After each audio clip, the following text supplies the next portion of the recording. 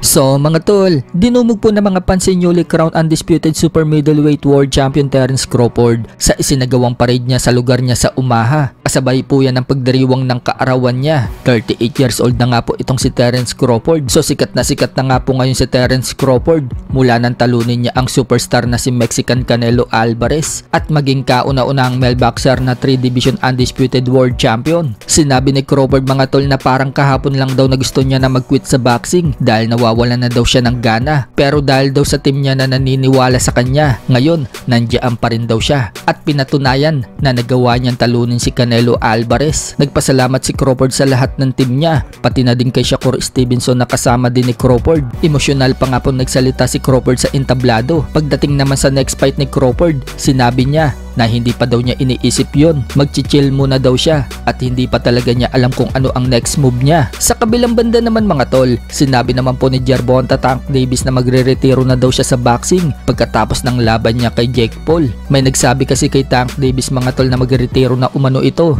Kaya sumagot itong si Tank Davis na magre-retiro daw siya after 8 weeks. So ibig sabihin mga tol, pagkatapos ng laban niya kay Jake Paul sa isang exhibition fight sa November 14, magre-retiro na siya sa boxing. Sa ibang banda naman mga tol, trending po ngayon ang boksingero na si Al Rivera na hinuli ng mga pulis matapos siyang makuha na ng video na sinisigawan nito ang mga pulis at sinusugod pa niya. Makikita sa video mga tol na nakaposas ang kamay ng boksingero, nakapantalon pa siya dyan.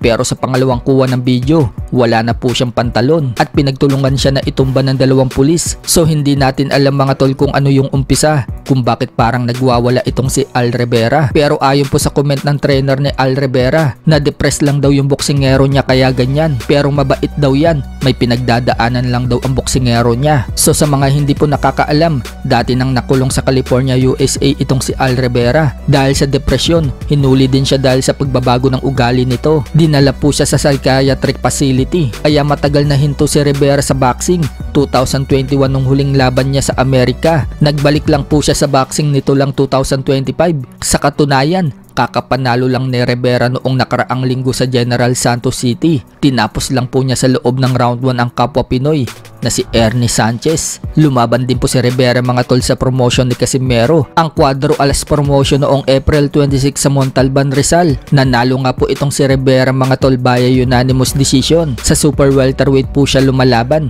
Kasalukuyan po siyang may record na 24 wins and 5 losses with 19 knockouts. Sa iba pang balita mga tol, napagalaman po natin yung ka-sparring pala ni Casimero sa Japan. Naglalaro pala yan sa 135 pounds or lightweight division. Pero kayang-kaya ni Casimero saluhin ng suntok ng boksingerong 135 pounds. Napapabaling pa nga yung ulo ng 135 pounds na boxer pag tinatamaan ni Casimero ng counter.